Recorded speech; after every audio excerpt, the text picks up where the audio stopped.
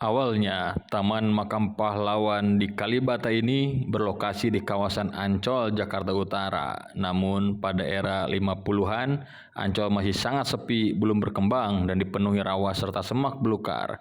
Akibatnya, berdasarkan pertimbangan rencana perkembangan kota, Taman Makam Pahlawan Ancol dipindahkan ke lahan baru seluas 5 hektar di Jakarta Selatan, yaitu yang sekarang disebut Kalibata. Rumah peristirahatan terakhir pahlawan nasional Indonesia yang baru itu adalah buah karya kolaborasi antara arsitek Indonesia dan kontraktor Belanda dengan bantuan TNI.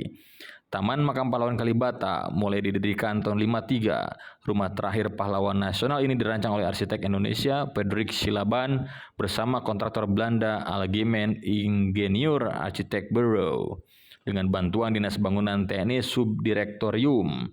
Kerjasama tersebut terjalin sampai Soekarno mengeluarkan kebijakan nasionalisasi perusahaan asing tahun 57 untuk melengkapi kebutuhan pembangunan.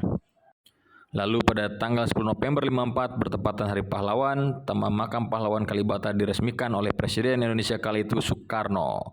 Sebelum peresmian tanggal 5 November 54 terdapat jenazah pahlawan nasional pertama yang dikebumikan, yaitu Kiai Haji Agus Salim. Dia meninggal dunia pada 4 November 54 di Rumah Sakit Umum Jakarta pukul 14.42. Mantan Menlu dan pimpinan Sarekat Islam itu pahlawan pertama dimakamkan di Taman Makam Pahlawan Kalibata. Kemudian pada tahun 74, TMP Kalibata diperluas sampai 25 hektar sesuai persetujuan Presiden Soeharto. Pada 6 April 76, status pemakaman ini menjadi Taman Makam Pahlawan Nasional. Barulah pada tahun 2009, pemakaman ini berubah lagi statusnya menjadi Taman Makam Pahlawan Nasional Utama. TMP Kalibata ini diperluas kembali areanya karena lahan makam hanya tersisa sedikit. Perluasan ini diperlukan agar memberikan tambahan daya tampung sampai 26 tahun ke depan.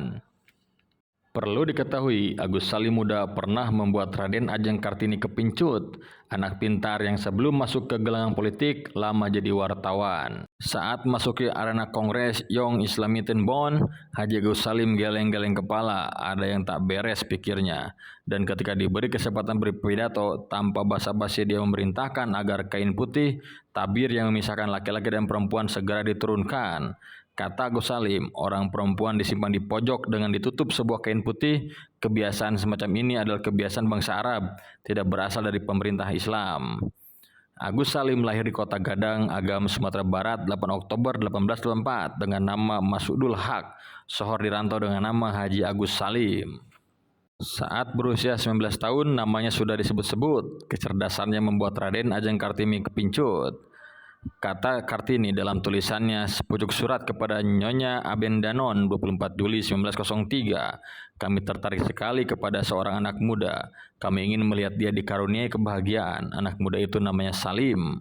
Lanjut Kartini, mengikuti ujian penghabisan sekolah menengah HBS dan ia keluar sebagai juara pertama dari ketiga 3 HBS. HBS singkatan dari Hogere Burger School, sekolah menengah atas 5 tahun. Ketiga-tiga HBS yang dimaksud Kartini adalah Jakarta, Semarang, dan Surabaya. Anak muda ini ingin sekali pergi ke negeri Belanda untuk belajar menjadi dokter. Sayang sekali keadaan keuangannya tidak memungkinkan.